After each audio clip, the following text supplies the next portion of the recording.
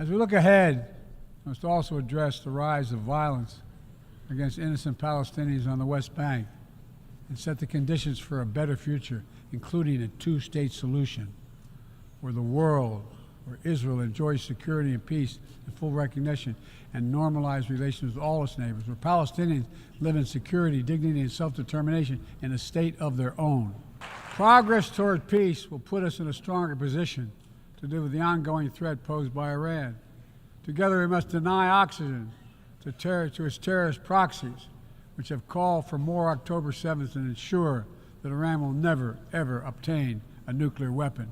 The United States has led the world in providing humanitarian aid to Sudan, and with our partners, we've led diplomatic talks to try to silence the guns and avert a wider famine. The world needs to stop arming the generals, to speak with one voice and tell them, stop tearing your country apart, stop blocking aid to the Sudanese people, end this war now.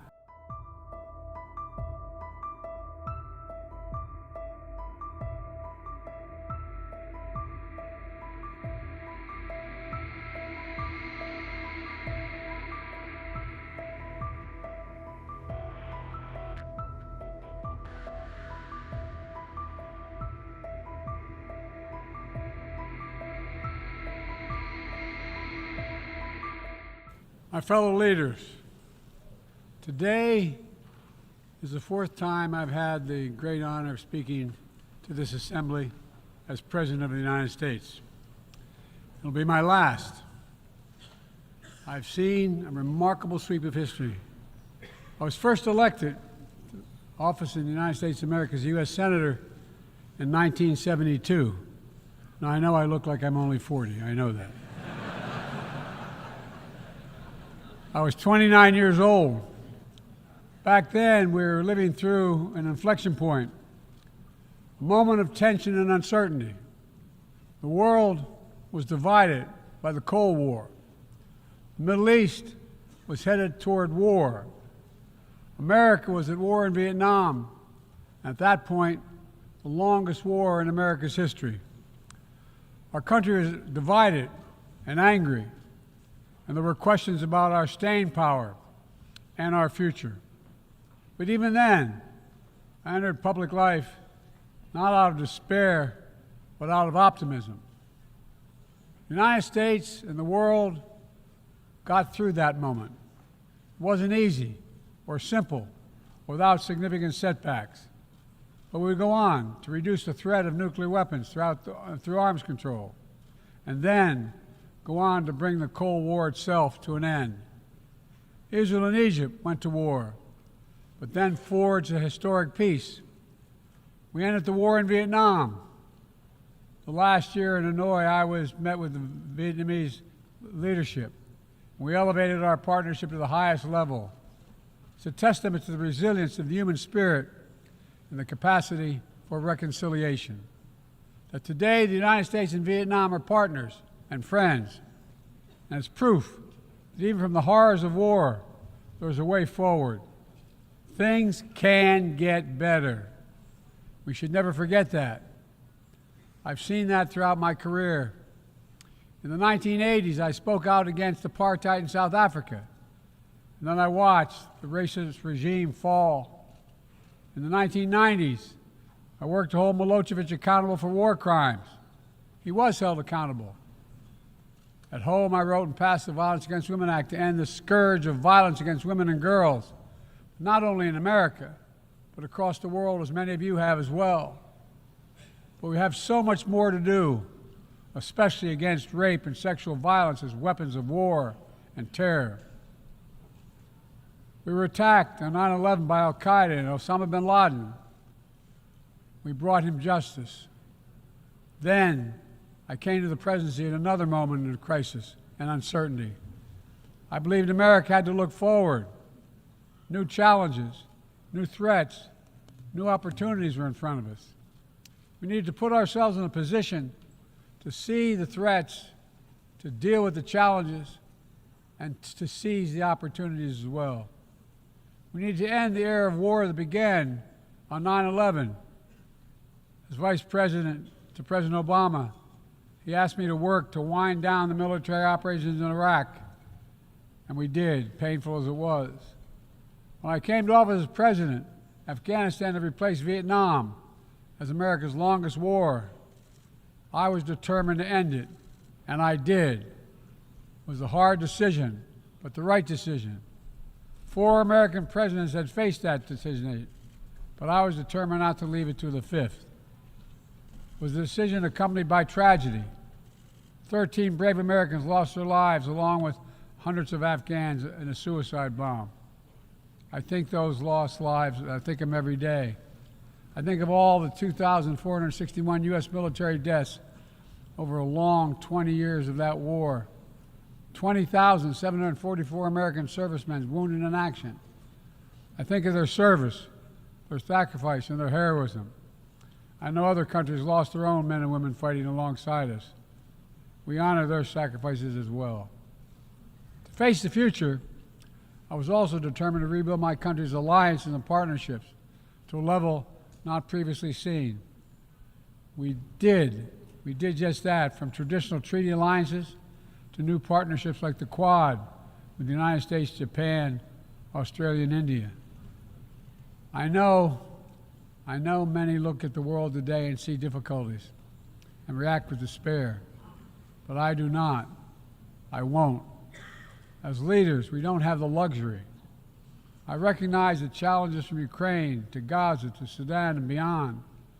War, hunger, terrorism, brutality, record displacement of people, a climate crisis, democracy at risk, strains within our societies, the promise of artificial intelligence and its significant risk.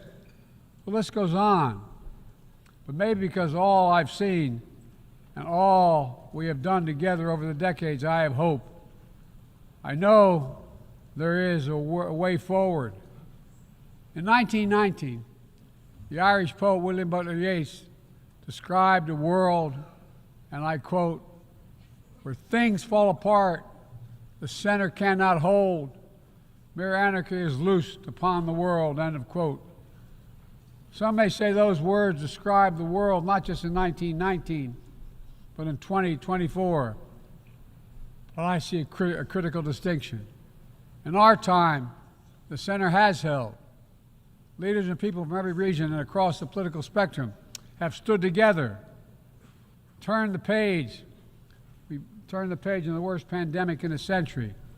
We made sure COVID no longer controls our lives. We defended the UN Charter and ensured the survival of Ukraine as a free nation. My country made the largest investment in climate, clean energy, ever anywhere in history. There will always be forces that pull our countries apart and the world apart. Aggression, extremism, chaos, and cynicism. A desire to retreat from the world and go it alone. Our task, our test, is to make sure that the forces holding us together are stronger than those who are pulling us apart.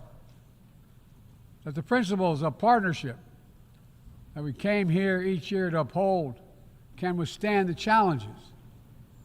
That the center holds once again. My fellow leaders, I truly believe we're at another inflection point in world history, where the choices we make today will determine our future for decades to come. Will we stand behind the principles that unite us? Will we stand firm against aggression? Will we end the conflicts that are raging today? Will we take on global challenges like climate change, hunger, and disease? Will we plan now for the opportunities and risk of revolutionary new technologies? I want to talk today about each of these decisions and the actions, in my view, we must take. To start, each of us in this body has made a commitment to the principles of the UN Charter to stand up against aggression. When Russia invaded Ukraine, we could have stood by and merely protested. But Vice President Harris and I understood that that was an assault on everything this institution was supposed to stand for. And so, in my direction, America stepped into the breach, providing massive security and economic and humanitarian assistance. Our NATO allies and partners in 50-plus nations stood up as well. But most importantly, the Ukrainian people stood up. I asked the people of this chamber to stand up for them. The good news is Putin's war has failed and at his core aim. He set out to destroy Ukraine, but Ukraine is still free. He set out to weaken NATO, but NATO is bigger, stronger, and more united than ever before, with 2 new members, Finland and Sweden. But we cannot let up. The world now has another choice to make. Will we sustain our support to help Ukraine win this war and preserve its freedom, or walk away and let aggression be renewed and a nation be destroyed? I know my answer. We cannot grow weary. We cannot look away. And we will not let up on our support for Ukraine, not until Ukraine wins a just and durable peace in the UN Charter.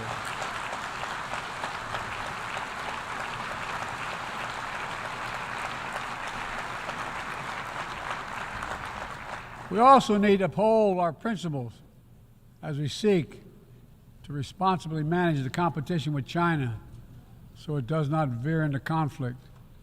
We stand ready to cooperate on urgent challenges for the good of our people and the people everywhere. We recently resumed cooperation with China to stop the flow of deadly synthetic narcotics. I appreciate the collaboration. It matters for the people of my country and many others around the world.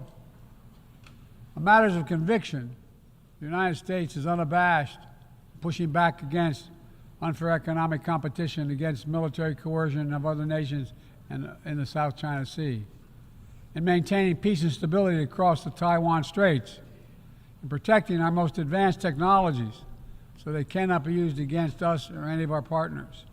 At the same time, we're going to continue to strengthen our network of alliances and partnerships across the Indo-Pacific. These partnerships are not against any nation. They're building blocks for a free, open, secure, and peaceful Indo-Pacific. We're also working to bring greater measure of peace and stability to the Middle East. The world must not flinch from the horrors of October 7th. Any country would have the right and responsibility to ensure that such an attack can never happen again.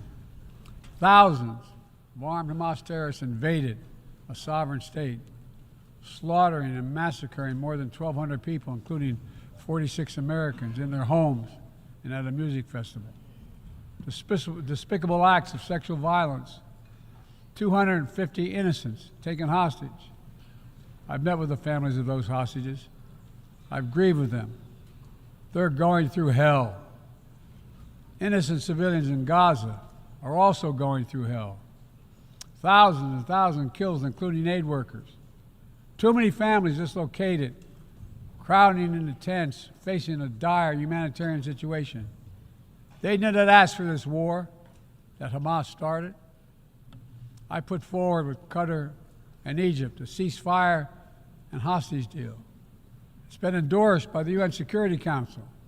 Now is the time for the parties to finalize its terms, bring the hostages home, and secure security for Israel and Gaza free of Hamas' grip, ease the suffering in Gaza, and end this war. On October 7th,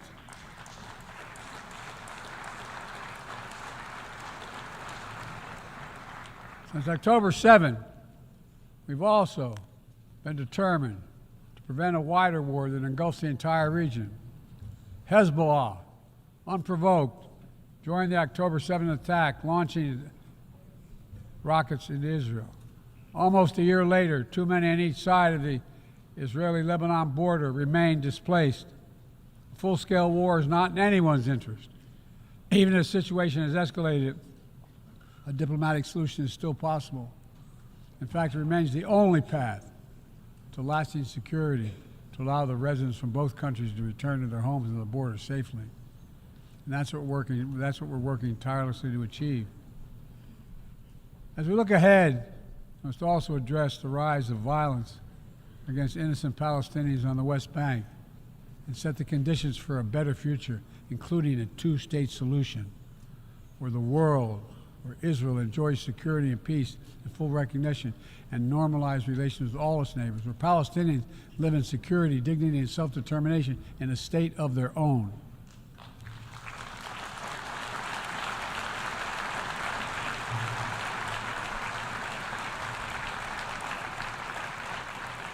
Progress toward peace will put us in a stronger position to deal with the ongoing threat posed by Iran.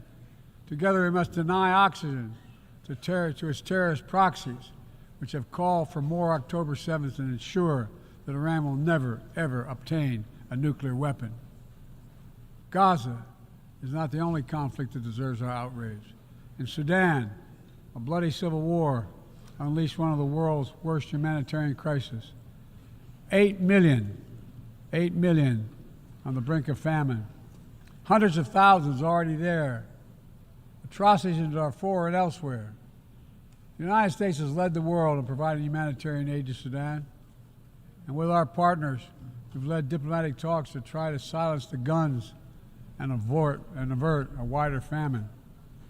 The world needs to stop arming the generals, to speak with one voice and tell them, stop tearing your country apart, stop blocking aid to the Sudanese people, end this war now.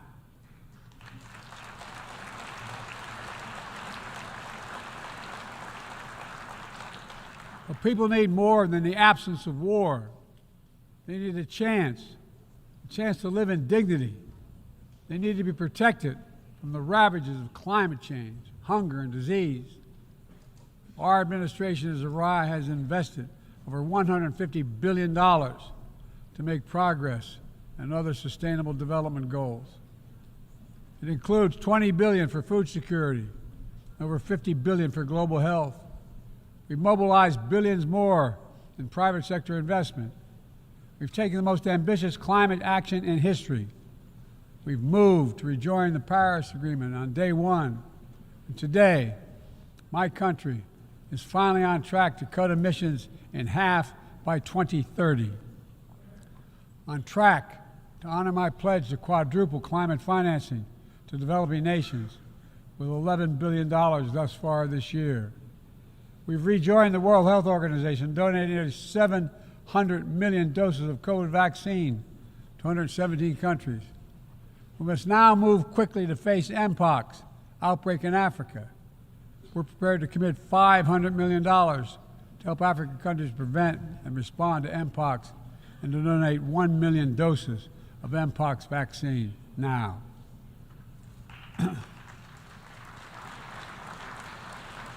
We call on our partners to match our pledge and make this a billion-dollar commitment to the people of Africa. Beyond the core necessities of food and health, the United States, the G7, and our partners have embarked on an ambitious initiative to mobilize and deliver significant finance to the developing world. We're working to help countries build out their infrastructure, to clean energy transition, to the digital transformation, to lay new economic foundations for a prosperous future. It's called the Partnership for Global Infrastructure and Investment. We've already started to see the fruits of this emerge in Southern Africa and Southeast Asia and in the Americas. We have to keep it going. I want to get things done together. In order to do that, we must build a stronger, more effective, and more inclusive United Nations. The UN needs to adapt and bring new voices and new perspectives. That's why we support reforming and expanding the membership of the UN Security Council.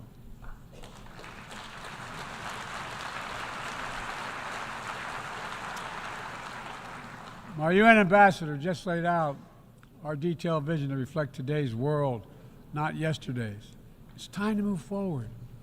The Security Council, like the UN itself, needs to go back to the job of making peace, of brokering deals to end wars and suffering.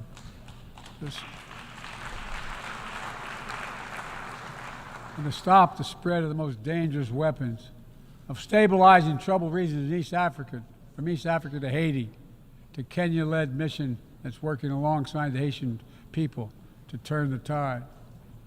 We also have a responsibility to prepare our citizens for the future. We'll see more technological change, I argue, in the next 2 to 10 years we have in the last 50 years. Artificial intelligence is going to change our ways of life, our ways of work, and our ways of war. It could usher in scientific progress at a pace never seen before, and much of it could make our lives better. But AI also brings profound risks, from deep fakes to disinformation, to novel pathogens, to bioweapons. We've worked at home and abroad to define the new norms and standards. This year, we achieved the first ever General Assembly resolution on AI to start developing global rules of the road. We also announced a declaration on the responsible use of AI, joined by 60 countries in this chamber. But let's be honest, this is just the tip of the iceberg, what we need to do to manage this new technology. Nothing is certain about how AI will evolve or how it will be deployed. No one knows all the answers. My fellow leaders, it's with humility I offer two questions. First, how do we as an international community govern AI? As countries and companies race to uncertain frontiers, we need an equally urgent effort to ensure AI's safety, security, and trustworthiness. As AI grows more powerful, it also must grow more responsive to our collective needs and values. Benefits of all must be shared equitably. It should be harnessed to narrow, not deepen, digital divides. Second, will we ensure that AI supports rather than undermines the core principles that human life has value and all humans deserve dignity?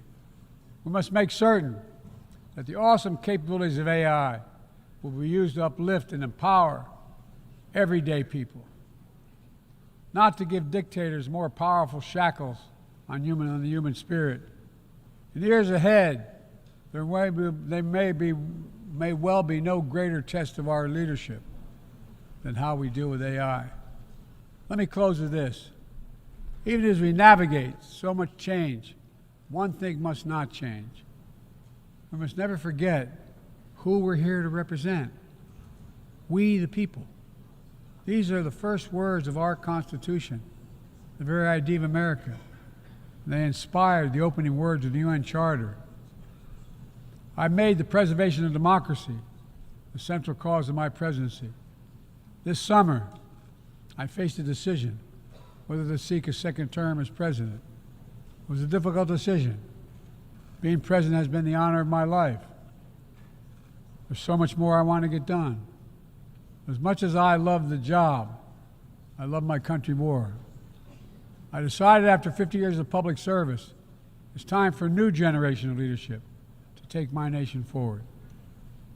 My fellow leaders, let us never forget, some things are more important than staying in power. It's your people.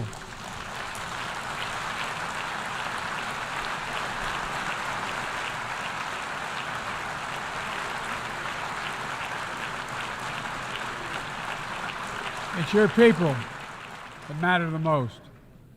Never forget, we are here to serve the people, not the other way around.